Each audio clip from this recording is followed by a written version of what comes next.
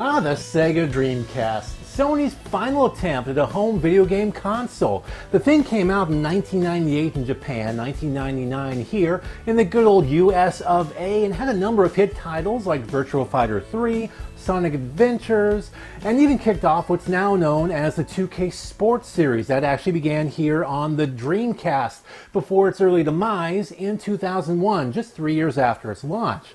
So why am I talking about the SEGA Dreamcast on a YouTube channel all about Magic the Gathering? Well, in the 3 short years that the Dreamcast was a thing, there was actually a Magic the Gathering video game that came out for the console. Not familiar with it? I'm not surprised. The thing only came out in Japan. Well, more on that in just a minute.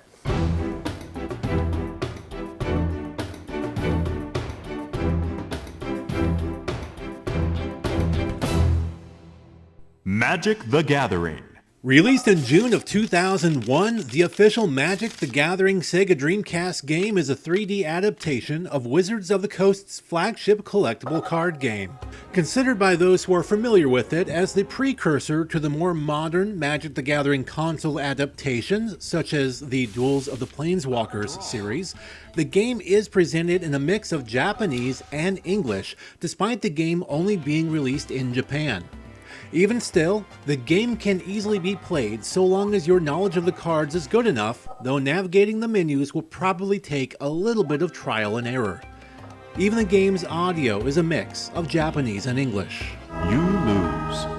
A single-player title, the game has some semblance of a story and takes place in the town of Magikarp as well as its surrounding areas, Murg, Kamet Island, Ludar Forest, Yaluk, and Tornell. Each area is tied to one of Magic the Gathering's 5 colors. Clearing each area unlocks one final location, the Balance Tower, at which you face 3 boss battles in succession in order to beat the game, after which the only area available for post-game play remains the tower, as you'll need to start a new game in order to replay any of the game's other areas. For those wanting the more traditional Magic the Gathering experience of going one-on-one against human players, the Dreamcast game unfortunately does not feature any network support despite the console supporting online connectivity. Playing peer-to-peer or through a lobby online is not an option. Of course, that also means that the modern practice of microtransactions also is not an option. The computer AI for this game is far from perfect and overall considered to be relatively easy, with some opponents seemingly playing on a pattern.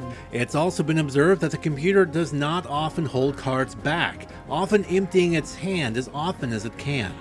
It will also make misplays, misjudging when to use cards, and sometimes causing self-harm through the misuse of cards like Armageddon, Nevinyrral's Disc, and Painlands. As for the actual cards found in the Magic the Gathering Dreamcast game, there is a modest collection of 369 cards from across 3 sets, Alliances, Tempest, and 6th edition.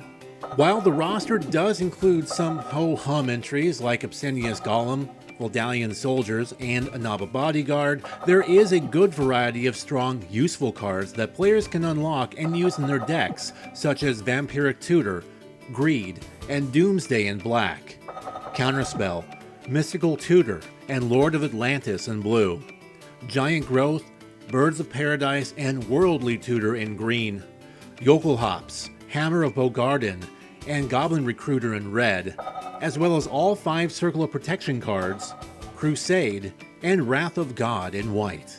The game also features a number of decent colorless cards, such as the artifacts Teferi's Puzzle Box, Phyrexian Vault, and Ashnod's Altar, as well as the lands City of Brass and the 5 Pain dual lands that debuted in Ice Age, A Darker Wastes, Brushland, Karplusan Forest, Sulphurous Springs, and Underground River. In addition to already existing Magic the Gathering cards appearing in the Dreamcast game, there are also 10 cards that are exclusive to the game software.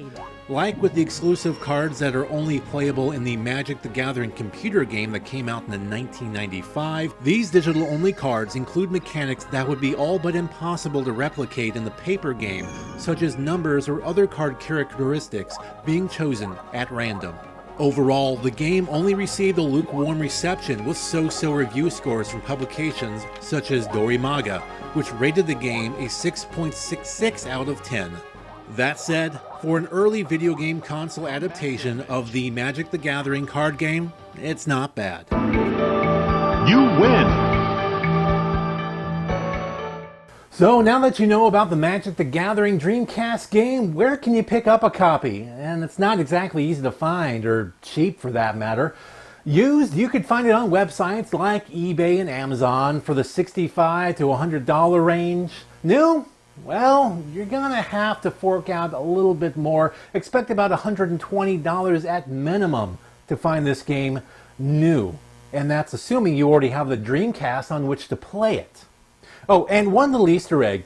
If you put the game disc into your computer CD-ROM or DVD-ROM drive, if your computer even has one these days, you can access a bitmap of the game's world map, and that's kind of neat.